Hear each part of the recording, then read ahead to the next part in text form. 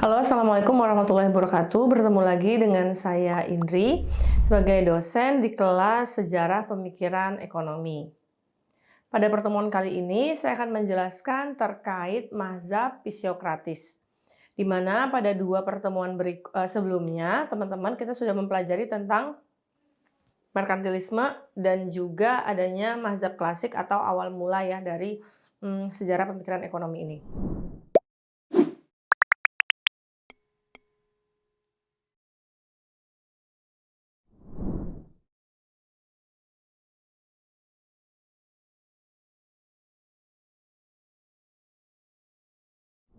Teman-teman, sebelumnya apakah sudah pernah mendengar tentang makna atau arti kata pisiokratik?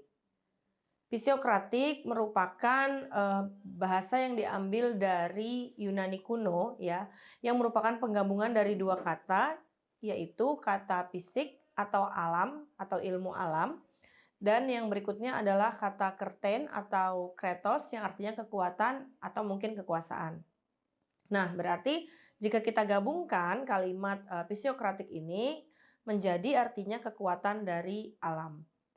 Pada masa mazhabnya pisiokratik, di mana masih menganut pada zamannya klasik ya, sepemahaman dengan bapak ekonomi kita yaitu Adam Smith, bahwa ekonomi atau suatu negara yang baik adalah negara yang memiliki sumber daya manusia yang produktif serta sumber daya ekonomi juga yang melimpah.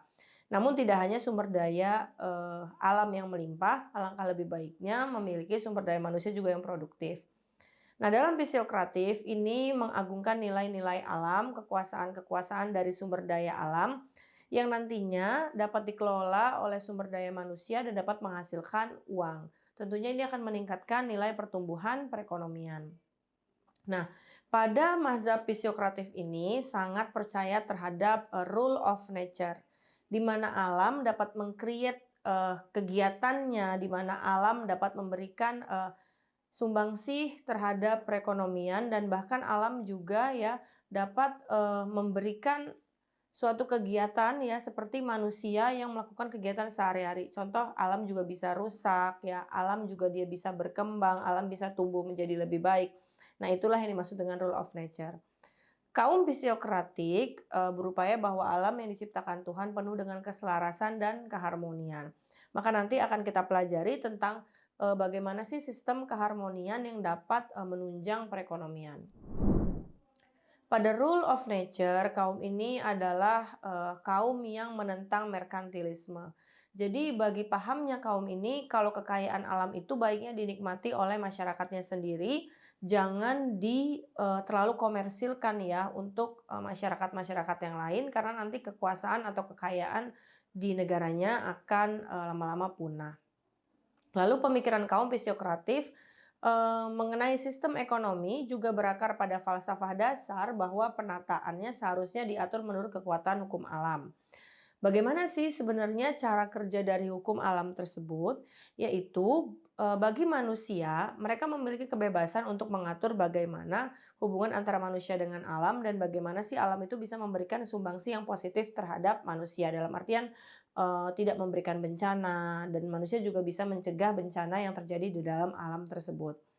Lalu, pemerintah tidak perlu terlalu mengatur atau memberikan campur tangannya terhadap bagaimana manusia mengatur alam tersebut.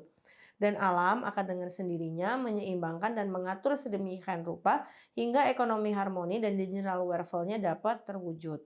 Jadi, seperti halnya masyarakat diberikannya keleluasaan untuk mengatur apa saja sih yang dibutuhkan dan mereka bisa menikmatinya dengan apa yang ada di alam tersebut. Selanjutnya, jika teman-teman bisa lihat di sini ya, ini adalah konsep dari laissez-faire. Ini tokoh yang mencetuskan dari laissez-faire juga. Awal mula dikembangkan oleh Adam Smith. Lalu pemikiran tersebut benih konsep dari Adam Smith yang buat di awal ya di paham klasik bahwa perekonomian bebas yang menyerahkan segalanya kepada mekanisme pasar yang nantinya lebih dikembangkan lagi ke depannya oleh teori-teori Adam Smith.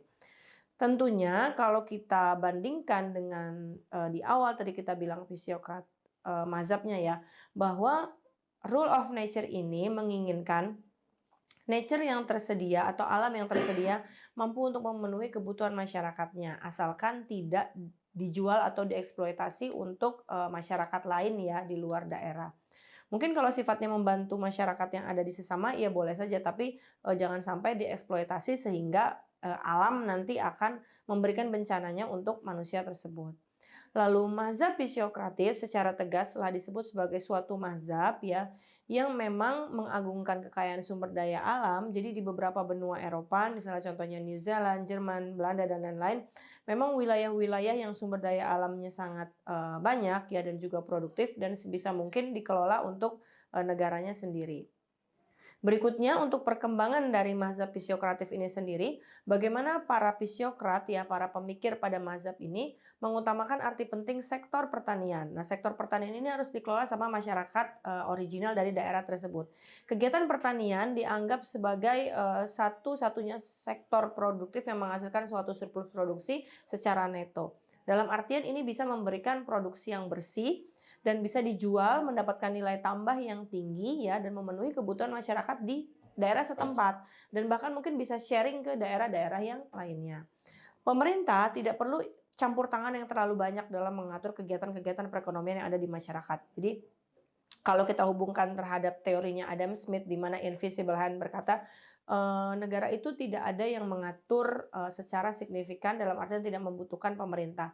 Namun sampai dengan di sini pahamnya adalah pemerintah untuk menjaga keamanan dan keadilan saja ya.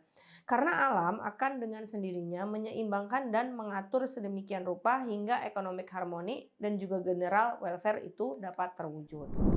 Lalu mazhab fisiokratik ini juga muncul dari para tokoh alian fisiokratisme yang dianggap sebagai reaksi terhadap pandangan dan praktek yang dianjurkan pada penganut merkantilisme, di mana merkantilisme ini terlalu eksploitasi dari sumber daya alam. Nah, di masa fisiokratif ya pada abad ke-18, sektor pertanian dan kaum petani ini lebih dianaktirikan dalam artian mereka hanya menjadi seorang buruhnya saja. Sehingga tokoh-tokoh yang menyuarakan akan arti pentingnya buruh, peran yang memiliki tanah, sampai dengan ke saudagar-saudagar ini disuarakan oleh tokoh ekonom yaitu Francis Quesnay ya. Francis Quesnay adalah seorang dokter ahli bedah tapi dia juga memiliki ketertarikan terhadap permasalahan-permasalahan ekonomi. Salah satunya permasalahan buruh ya, buruh atau mungkin di sektor pertanian. Nah, khususnya yang menyangkut pertanian karena perhatiannya atas kehidupan kaum tani ini begitu tertekan. Jadi pada zamannya fisiokratif ini, ekonomi memang untuk mensejahterakan masyarakat yang ada di daerah tersebut. Tapi sayangnya kaum petani yang sebagai pekerja yang setiap harinya ada di lahan pertanian tidak memiliki kehidupan yang layak. Kenapa tidak dimiliki kehidupan yang layak? Karena memang mereka hanya sekedar buruh yang dapat mengelola tanah yang bukan milik mereka pribadi. Nah, sehingga si Francis Quesnay ini dapat memiliki satu teori yang ia katakan adanya tabel ekonomi. Nah, salah satu hasil pemikiran dari Francis Quesnay yang cukup fenomenal dalam ilmu ekonomi adalah bahwa aktivitas ekonomi yang terjadi dalam masyarakat itu membentuk pola arus lingkaran ya, seperti ada yang di atas, ada yang dia kadang di bawah lalu berputar ya, atau kita sebutnya circular flow. Nah, circular flow ini yang menyangkut peredaran barang dan peredaran uang berdasarkan suatu proses produksi secara berulang. Jadi masyarakat membeli barang terhadap produsen lalu membelanjakannya lagi, diubah lagi diproduksi menjadi barang dan terus seperti itu. Sampai dengan terlihat bahwa ada beberapa kaum-kaum yang dapat dengan mudah membelanjakan barangnya, namun ada juga di beberapa sisi kaum-kaum yang stagnan hidupnya dan tingkat welfare-nya tidak terpenuhi.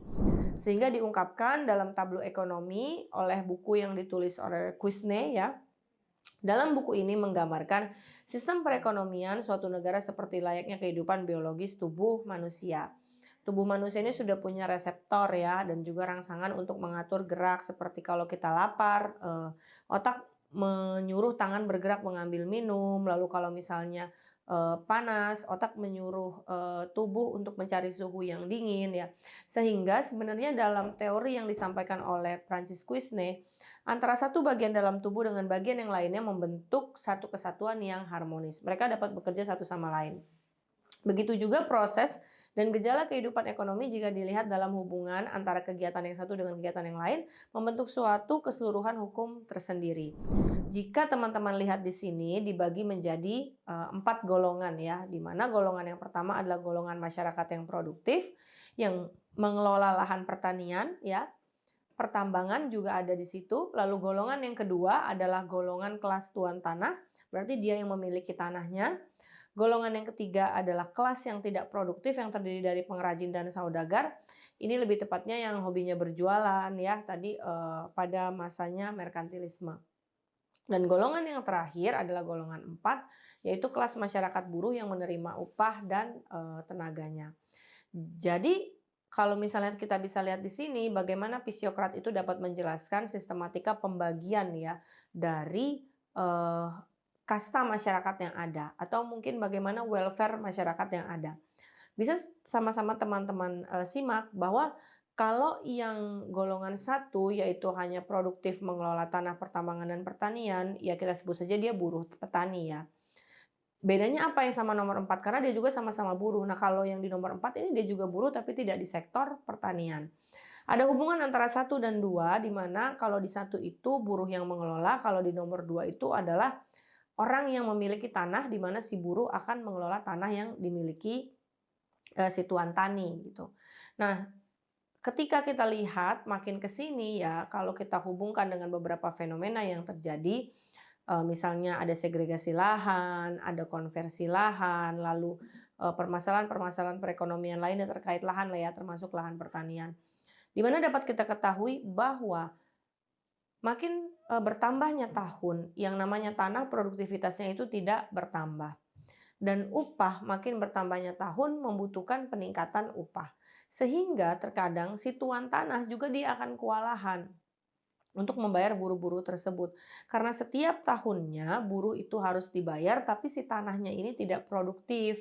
Kenapa? Karena produktifnya mungkin bisa kita ukur hanya sampai dengan 20 tahun, tapi 20 tahun lebih sampai dengan ke 50 tahun mungkin tanahnya sudah menjadi tanah yang tandus.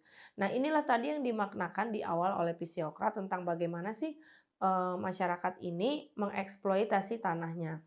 Nah, kalau di sisi lain ya yang terjadi adalah ketika tanahnya yang masih subur tapi sangat disayangkan, ternyata tergiur untuk dikonversi atau dijual ke saudagar. Kenapa? Karena menurut mereka daripada harus mengelola tanah yang begitu besar dan lama juga, hasilnya juga tidak signifikan gitu ya, tidak memberikan dampak uang yang banyak, maka terkadang orang-orang jauh lebih memilih, ya sudah jual saja. Itulah yang terjadi pada saat ini gitu ya. Bagaimana kita melihat bahwa sektor-sektor pertanian sekarang sudah mulai habis dikarenakan dikonversikan kepada lahan-lahan yang sifatnya komersial untuk real estate, atau mungkin atas permintaan pemerintah untuk pembangunan infrastruktur dan lain-lain. Namun pada dasarnya tentang bagaimana masyarakat ini dapat mengelola keuangannya dalam artian dia X dari petani, ini harus dibekali terlebih dahulu ya, agar nanti setelah tanah yang dikonversi jauh lebih mudah untuk dinikmati hasil kedepannya oleh seorang petani.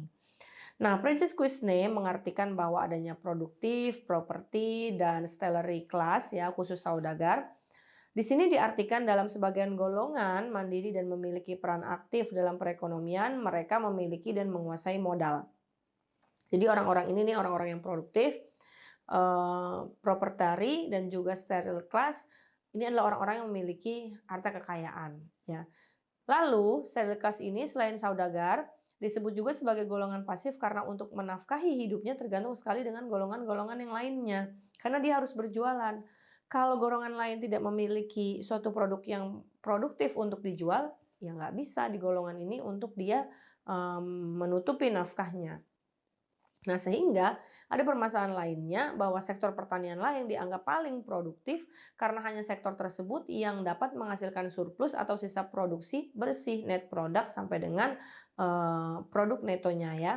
Nah, sampai di sini kegiatan kaum saudagar di bidang niaga dan juga industri dianggap steril karena tidak menghasilkan surplus yang terlalu berlebih karena mereka hanya dapat menerima surplus ketika adanya orang lain yang berjualan. Kalau saudagar tidak mampu untuk membeli atau mungkin tidak adanya pedagang yang berjualan, ya saudagar tidak akan menghasilkan produktivitasnya. Kemudian di sini ya, berbeda dengan Francis Kuzne, dijelaskan lagi oleh Turgot, dia adalah mantan Menteri Keuangan di bawah Raja Louis ke-16 ya, dan dia juga seorang falsafah ekonomi. Turgot mengatakan di sini tentang sejalan dengan pemikirannya Kuzne, Turgot mempunyai pendapat bahwa net produk yang diciptakan oleh sektor pertanian menjadi sumber satu-satunya yang dapat memelihara kehidupan golongan masyarakat lainnya. Turgot juga mengatakan bahwa sebagian besar surplus yang dinikmati oleh masyarakat dan juga oleh para pemilik lahan sebagai penyewaan dari tanah ya atau land rent akhirnya bertumbuh menjadi akumulasi modal. Nah, inilah yang menjadi benih munculnya capitalism accumulation theory. Di mana dengan adanya land rent tadi yang saya sampaikan, para petani merasa, oh tanah sudah tidak produktif, jadi lebih baik dijual saja. Nah, tapi sayangnya land rent tidak memberikan solusi yang nyata dalam jangka panjang, mungkin hanya dalam jangka yang pendek. Selain itu, Turgot juga mengetahui bahwa akan ada sistem perpajakan ya yang akan dikenakan kepada masyarakat. Nah, pajak ini bersifatnya pajak tunggal, lalu bagaimana kaitannya dengan net produk ya, serta mengapa? Turgot menjelaskan bahwa menganjurkan agar tingkat pajak ya yang dipungut harus proporsional seimbang dengan besar kecilnya net produk dan hasil pertanian. Konsep Turgot ini juga masih dipergunakan oleh banyak negara di seluruh dunia termasuk Indonesia dan Indonesia dikenal dengan sebutan metode proporsional progresif di mana pajak akan mengikuti besarannya pendapat. Selain itu juga ya Turgot mengenai permasalahan lahan disampaikan oleh Turgot produksi pertanian perlu lahan yang semakin luas karena itu semakin digunakan bidang-bidang tanah yang produktif. Tapi ada juga kritik terhadap Pisiokrat yang mengatakan bahwa sektor manufaktur adalah steril tampak sulit ya.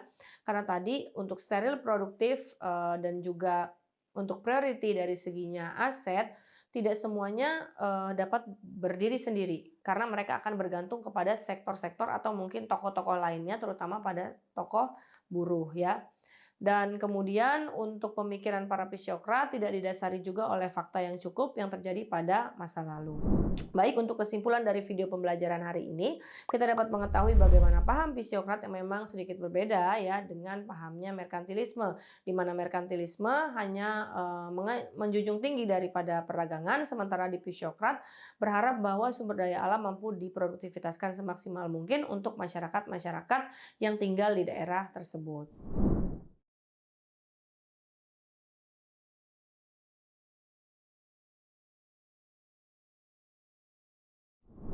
Sekian untuk pembelajaran pada tatap muka yang 3. Saya akhiri video pembelajaran ini. Wassalamualaikum warahmatullahi wabarakatuh. Salam bela negara.